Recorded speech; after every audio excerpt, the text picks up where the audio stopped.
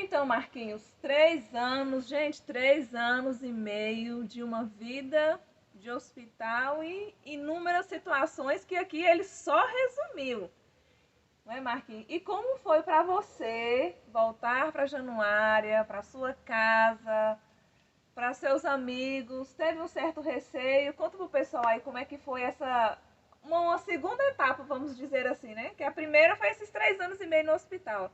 E agora, digamos que de cara com a realidade, que você, uma nova realidade, na verdade, né? Que você ia ter que viver. Pois é, Dani. Eu voltei para Januária em 1995, quando eu recebi a alta lá do hospital e retornei para minha cidade. Até mesmo para voltar a tentar ter uma vida normal, né? Mas eu costumo dizer que quando a gente passa por certas mudanças, a vida da gente nunca volta a ser o que era antes. E aí nesse meio termo, quando eu voltei para Januária em 1995, eu quis retornar aos estudos. Quando eu sofri o acidente, eu parei na quinta série, né? Que hoje é o quinto ano. Até porque naquela época você tinha 14 anos, né? 14 anos. Bem novinho É. mesmo. E aí, quando eu voltei para Januária, eu sempre tinha aquela expectativa de como ia ser a minha vida. Se eu ia conseguir levar uma vida normal, como é que seria. Porque eu saí de Januária para um hospital, né? E praticamente as pessoas não iam me ver com os mesmos olhos que viam antes. Você teve medo? Muito, muito medo. Até mesmo de como as pessoas iriam me receber, né? Depois disso tudo. Mas mesmo assim eu queria voltar. E assim, e como você, tipo assim, se deslocou, que você chegou na sua casa, qual foi o primeiro impacto de você ver assim e você, sei lá, das pessoas te verem, de você sair? Como é que foi pra você assim, tudo isso? Olha, quando eu voltei, eu tive uma recepção muito boa, sabe? Dos meus amigos, aquelas pessoas mesmo que estavam muito próximas de mim. E aproximaram também de mim outras pessoas que tinham curiosidade De para saber saber e como ver é como você estava. isso. Até mesmo porque aqui em Januário, né, no meu retorno para cá, havia poucas pessoas que tinham deficiência física e que era visto pela comunidade, né? Então, assim, não é que não tinha nenhum cadeirante, não é que não tinha nenhum deficiente físico. Tinha, mas era mais resguardado. Quase não saía, né? É Até mesmo verdade. por consequência Do do próprio preconceito, preconceito. né? Inclusive, quando eu retornei para Januário, eu não queria ficar preso dentro de casa. E de certa forma, a minha família, minha mãe, minhas irmãs, queria que eu ficasse preso dentro de casa. Até mesmo porque ela sabia que lá fora as pessoas iam olhar com um olhar diferente, né? E às vezes o que é diferente tende a machucar. Era mais uma questão de cuidar, de proteção, de você ficar ali, Sim, sim. estar fora, digamos assim, É, desses olhares, desse preconceito. eu lembro mesmo de um episódio quando eu saí, logo assim quando eu retornei para cá, quando eu saí pela primeira vez de cadeira de roda com alguém me empurrando, eu lembro que os meninos apareciam na porta, corria para dentro e chamavam: mãe, mãe, mãe, vem ver o aleijado, vem ver o aleijado. Porque assim, era novidade alguém numa cadeira de roda aqui na nossa cidade, né? Então assim, daí para cá eu retornei aos meus estudos, tentei tomar um rumo assim normal, né? Para que a vida voltasse a ser normal. Mas eu já sabia que não ia ser tão normal assim. Tão fácil. Eu, sabe o que eu acho interessante, gente, ele falando? Que você veio, teve um medo, teve um certo receio de como que seria a sua vida, mas ao mesmo tempo algo maior dentro de você que você encarou. Teve suas limitações, mas aí você falando que queria voltar, que queria estudar, Isso. né? Teve um certo cuidado da sua família, mas ainda assim algo te impulsionava para sair daquela zona de conforto, vamos dizer assim, de onde você estava, né? Você não queria ficar ali guardado, preservado dentro de casa, que você queria ganhar o mundo.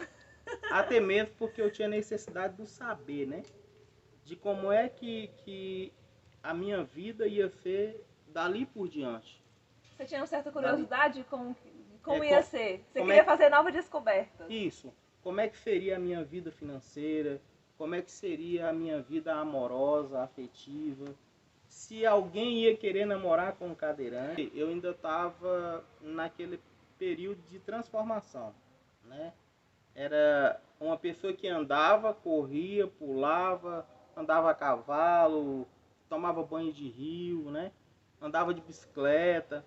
Então, assim, voltei para uma outra realidade, onde tudo isso daí não faria mais parte da minha vida, da minha história. Mas, graças a Deus, tudo foi se encaixando na medida do possível. Eu retornei aos meus estudos, né? Na escola que eu tinha sofrido acidente na época, eu voltei para a mesma escola, a Escola Estadual Pio XII, a qual eu tenho muito orgulho, tá? Também já estudei lá. Eu tenho muito orgulho. Então, assim, aqueles amigos que eu tinha naquela época já tinham se formado, né? Outras pessoas já tinham mudado de escola. Então eu tive que formar novas amizades, entendeu? Mas aí eu voltei a estudar, né? Fato esse que eu voltei a estudar. Quando eu retorno à escola, eu recebo algumas críticas de algumas pessoas. Até mesmo porque era novidade. A escola não é adaptada. Não tem rampa, não tem carteira especial, banheiro não é adaptado. Então, assim, tudo é uma questão de novidade, né? É algo novo, tanto para mim, quanto para as pessoas que iriam me receber naquele momento. É verdade. Então, assim, eu fui o primeiro cadeirante, o primeiro deficiente físico do Pio XII, na época. Então, assim, teve toda uma mudança de estrutura, né?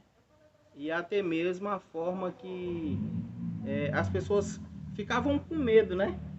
De perguntar, de falar, de tratar para não machucar e não ofender. Já tinha aquelas outras que não estavam nem aí. Eita. Que chegava, falava da forma que achava que tinha que falar, né? Então, assim, essa volta para cá, ela me trouxe um certo medo justamente por causa disso. Então, assim, tudo na cidade era muito novo, né? Era um menino novo, numa determinada circunstância nova, porque quase não tinha essa, digamos assim, essa amostra, né? Essa exposição. Verdade. Mas graças a Deus tudo foi encaixando, né? Eu voltei para a escola, concluí o ensino médio lá. Depois disso eu fui para o Olegário Maciel, onde eu fiz o ensino médio, conclusão do terceiro ano. E lá também foi uma barra, porque é um deficiente físico tentando voltar à sua vida normal. Era só você lá também? Só eu também lá. E depois disso, outras pessoas vieram surgindo, né? Vieram outras pessoas também. E assim, o que a gente percebe é que muitas vezes essa proteção acaba que atrapalhando a vida, voltar àquela vida normal. A se desenvolver novamente. Isso. Até hoje eu costumo falar que o preconceito ele é enraizado, né? Às vezes nós mesmos deficientes é que fazemos com que esse preconceito aflore nas pessoas. E é interessante que às vezes assim, até a gente fica sem saber como lidar, sei lá, não sei se é medo, se é receio, ou com medo da pessoa se ofender. Gente, aí eu vou contar pra vocês. Que ele me deu uma bala e aí ele pegou a bala, né? E aí eu fui, como ele tem uma certa dificuldade, eu falei, você quer que eu descasco pra você? Foi no impulso, assim, mas assim, numa forma de ajudar, né, a facilitar pra ele, mas ao mesmo tempo, assim, algo muito estranho. Aí eu falei assim, ou não, você quer descascar só, ou você se ofendeu de, né, Marquinhos, de tentar te ajudar. É estranho demais, viu? Sabe, às vezes até para empurrar uma cadeira, as pessoas têm que ter uma certa prática. Eu já levei muitos tombos de idas e vindas para a escola, de uma volta numa pracinha, né? Às vezes um degrau, né? Um degrau, por menor que seja, ele acaba se tornando para nós deficientes físicos um muro, entendeu? Porque para a gente tudo é mais difícil. E aí, uma situação dessa, por exemplo, é chato para você, igual eu, por exemplo. Mas quem quer que eu descasque? Não, é até nós vamos até adquirindo um certo costume com isso, né? As pessoas, quando a gente movimenta na cadeira mesmo, às vezes eu faço um alívio de pressão, tá? Esse alívio de pressão é porque, por ficar muito tempo sentado em uma posição só, ali pode criar uma ferida, né? Então, não vai se assustar não, tá? Aí muitas vezes a gente costuma fazer isso aqui, ó, para dar um alívio de pressão, né? 10 segundos, 15 segundos. As pessoas pensam que a gente já vai cair da cadeira, né? As pessoas pensam que a gente está com dor, que se a gente está precisando de alguma coisa, para empurrar a cadeira, né? Lógico, tem um degrau, você tem todo um procedimento. Você não pode subir de qualquer forma e nem descer de qualquer forma, né? Por exemplo, você está de frente com uma cadeira de roda, você não vai descer um degrau, porque a frente vai baixar. Eita. E você vai cair para frente, né? Então, assim, tem toda uma estratégia nisso. E como as pessoas não estavam acostumadas com isso, eu levei vários tombos, sabe? Então, assim, primeiro, se você vai descer um degrau, o normal é que vire a cadeira de costa e você desça de costa, nunca de frente. Quando você vai subir, é o contrário, você tem que subir de frente e nunca de costa. Porque se você levanta as costas, a sua frente faz com que você caia novamente para frente. Eita, então essas coisas assim, hoje em dia é muito fácil encontrar algumas cartilhas, né, alguns vídeos que falam como você se proceder com uma pessoa que tem alguma necessidade especial. Isso não só para os cadeirantes, mas também para os surdos, os cegos, né? As pessoas, quando vai guiar um cego, por exemplo, o normal seria o quê? Ela dá o braço e à medida que vai andando, você tem que prestar atenção porque o cego está assento, né? E se você diminui, você está alto e rapidamente se baixa, então ali indica que tem uma calçada ali para ele ficar esperto com isso. A mesma coisa na subida, né? Já tem pessoas que ela até tem até a boa intenção de ajudar, mas aí ela pega no braço, sai arrastando, né? Ou até mesmo tenta pegar até nos braços, né? Eu encontrei pessoas que olhavam assim, não, vamos subir a calçada. E aí queria me pegar no braço, colocar lá dentro, levantar, puxar a cadeira para cima, e depois voltar a me colocar na cadeira novamente, né? Então, para isso tudo, tem essa questão de que a ajuda sempre é boa, né? Tem muitas pessoas que reclamam com relação de que a pessoa com deficiência física, ela não gosta de ser ajudada, né? Então, foi justamente isso. Eu falei, nossa, será se eu não fui... eu não sei nem colocar a palavra, né? Podia ter deixado ele, de repente você queria descascar e eu me ofereci. Eu marquei... E no primeiro dia que você saiu sozinho, pode completar o que você ia terminar aí. Pois é, Denis, sabe o que acontece? Tem certas coisas que você faz que eu não vou fazer da sua maneira, mas eu vou fazer da minha maneira, né? A questão da bala mesmo, né? Aí olha, por exemplo, eu não tenho muita mobilidade nas mãos. Então aí a pessoa fala assim, mas como é que ele vai fazer? A primeira vez que eu saí sozinho, quando eu adquiri a minha primeira cadeira de roda motorizada, o primeiro lugar que eu fui foi no Brejo do Amparo. A distância da minha casa quase 7 quilômetros, né? E eu fui sozinho, a primeira vez que eu andei na rua. E aí, sozinho. Você falou pra sua mãe que ia ou você foi... Não, eu falei pra ela que eu só ia na esquina. Artéria esse menino, né, gente? Eu falei que só ia na esquina, porque já tinha aquela proteção, né? Ah, e se a cadeira de roda parar na rua e você não tiver ninguém para te ajudar? Aí se acontecer alguma coisa, você cair da cadeira, como eu já levei muitos tombos, né? E aí sempre tinha essa preocupação. Aí eu falei, não, vou dar uma voltinha aqui mesmo. Aí eu fui, o primeiro lugar foi no Brejo. Quando eu cheguei lá no supermercado, eu tava com muita sede, então eu decidi comprar, tava com minha carteira, decidi comprar uma latinha de refrigerante. Comprei esse refrigerante, coloquei na cestinha da cadeira, porque eu ia tomar no percurso de volta para casa. E aí eu não pedi à moça para abrir essa latinha de refrigerante. E eu já sabia que eu não dava conta de abrir, porque Você como eu ficou não tinha... com vergonha, Sim, né? tinha muita gente, né, no E ela supermercado. também não deve nem ter se atentado, né? Pelo Não fato, prestou nem atenção não nisso, é? né? E aí então eu vim com essa latinha de refrigerante com a sede, com a sede. Você acredita que só vim tomar essa latinha de refrigerante quando eu cheguei na minha casa?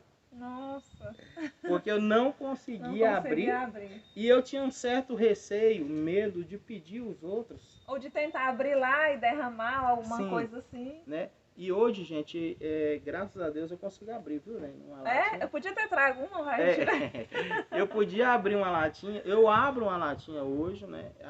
Às vezes a gente vai criando algumas formas que facilitam.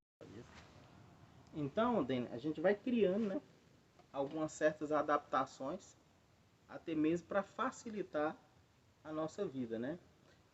Quando eu tinha certas dificuldades, que hoje já foram cessadas essas, né? Mas assim, para comer, eu usava um velcro com um canudo, que até facilitava o uso da colher ou do garfo, né? Para escrever, usava uma borrachinha que prendia o lápis ou a caneta, e aí dava essa mobilidade, né, para se inscrever ou para usar essas coisas. Uhum. E assim, E na as coisas escola, foram acontecendo. isso, na escola, a gente sempre tem aquela paquerinha, né? Aí eu Sei. comecei a namorar também, até mesmo porque tinha muitas pessoas. Até hoje existe isso. Mas passou pela sua cabeça de pensar assim que não ia conseguir se envolver com alguém, alguma coisa assim do tipo? Não. Não, até mesmo porque dentro do próprio hospital onde eu fiquei internado, eu namorei. Esse menino é terrível, viu? Além de empinar as cadeiras. Eu tive algumas namoradas lá no hospital onde eu fiquei internado, né? Com pacientes, com enfermeiras. Eu namorei uma enfermeira lá, que cuidava de mim lá em Brasília. Sei. Então, assim, só que era sempre aquele namoro assim mais superficial, né? Nada de sair, de estar grudado, assim, porque tinha necessidade disso também. Quando eu voltei para a escola, aí sempre tem aquela paquerinha da escola, né? Vamos fazer trabalho junto, vamos fazer prova junto, saía junto final de semana. Então a gente... Isso aí eu não tive muito problema com isso, não. Não, nem não teve medo, receio Não. nenhum, né? As pessoas, eu costumo falar que sempre as pessoas costumam tentar colocar na cabeça da gente, sempre uma frase que eu ouço até hoje na minha vida é: você não pode, se você não fosse assim, É difícil pra quando você melhorar, você não vai conseguir fazer isso. Se eu me parasse nesses detalhes, eu não faria nada na minha vida, né? Porque eu nunca melhorei, eu sempre fui assim. Então, essas palavras, elas nunca me impediram de chegar aonde eu cheguei e pretendo chegar mais na frente. Mais na frente. Né? Então, assim, é muito complicado. Às vezes as pessoas não enxergam a pessoa, enxerga a deficiência da pessoa. Isso que Marquinhos falou, gente, foi bem interessante, viu? E realmente é isso que acontece. A gente não enxerga a pessoa, Isso. enxerga a dificuldade. Tem uma passagem bíblica, que fala da cura do cego de Jericó. Né? Essa passagem bíblica é muito conhecida por muitas pessoas, que fala bem assim, que os discípulos chegou e vendo, passando, viu um homem cego, de nascença. E Jesus fala que, na Bíblia fala que Jesus viu primeiro o homem, e não a sua cegueira. Então, assim, as pessoas quando olham para a gente, ela enxerga primeiro a cadeira, para depois enxergar a pessoa. Então, assim, eu sempre fui enxergado e visto dessa forma, né? Então, assim, sempre tinha aquele receio, né? Namorar alguém na cadeira de rodas. Mas, graças a Deus, eu tive muitas namoradas. Algumas deixaram saudades, outras nem tanto, só me fizeram crescer. Eu me casei, eu tenho 10 anos que eu sou casado. Olha. Né? A minha esposa me tolera aí esse tempo todo, né? Oi, Neila. E cuida de mim também e assim, me ajuda muito. É uma companheira assim muito... Eu agradeço muito a Deus por ter, sabe? Então, assim, de lá pra cá, a minha vida foi sempre baseada nisso. E quando você, só voltando, quando você conheceu ela, mas aí no namoro também você já conseguiu identificar que se realmente seria uma pessoa que fosse para casar, que fosse para te ajudar e te aceitar com as suas limitações. Você teve medo, assim? Não. Tive. A princípio eu tive medo de que... Será que... O que as outras pessoas comentavam a respeito do nosso namoro? Né? E se ela também estaria preparada para ouvir, né, Marquinhos, o que as pessoas às vezes falam. Porque igual como eu tive muitas namoradas na minha adolescência, algumas até se distanciaram ou terminaram o namoro justamente por causa da deficiência. Não porque ela não aceitava a minha deficiência. É porque as pessoas do reduto dela não aceitavam a minha deficiência. E aí criticava, né? Ah, nossa, você vai namorar com um cadeirante, com um aleijado. Não vai poder sair, não vai poder fazer isso. Você vai ser privado de muitas coisas. Você vai viver cuidando de uma pessoa. Vai ficar presa junto a ela, né? Que a gente ouve isso. Até mesmo porque tinha aquele negócio, né? Ah, vai para uma balada, vai dançar como? Com o cadeirante, né? Então, assim, sempre tem essas coisas, né? Eu costumo dizer que barreiras foram feitas para ser quebradas, né? Paradoxo, essas coisas sempre vai criar uma certa barreira e um distanciamento entre você e aquele seu objetivo. Mas aí você tem duas escolhas. Eu costumo falar que quando a gente cai, nós temos duas escolhas: permanecer no chão ou levantar, sacudir a poeira e começar tudo novamente. Olha aí, qual é a barreira? Muito bem lembrado, Marquinhos. Qual é a barreira que você precisa quebrar, que você precisa levantar? Não é? Então, assim, eu costumo falar para aquelas pessoas que hoje se depara com uma certa circunstância de limitação, que hoje sou eu e amanhã pode ser você ou outra pessoa. Eu tenho um amigo que hoje ele é cadeirante, sabe? E na época da escola, era ele que guiava a minha cadeira. Então ele me levava para o banheiro, a gente ia merendar, fazer nosso lanche, e ele que me levava para os lugares. E eu lembro que ele sempre me perguntava assim, você quer ir no banheiro? Aí eu falava, quero. Aí ele me levava no banheiro. E eu lembro de um detalhe, que uma vez ele virou para mim e falou assim para mim, ficou olhando, e eu perguntei, que foi, Daniel? O nome dele é Daniel. Eu falei, que foi, Daniel? Ele falou assim, cara, como é que você consegue viver preso? Porque as pessoas entendem que a cadeira de roda, ela é uma prisão. E depois eu vou falar a respeito disso, que não é não, viu? Ela é uma liberdade. Porque ela te leva a lugares onde você não consegue ir se você não tivesse o auxílio dela. E nesse banheiro, quando eu estava no banheiro, ele virou para mim e falou assim: como é que você consegue, cara, viver preso numa cadeira de roda?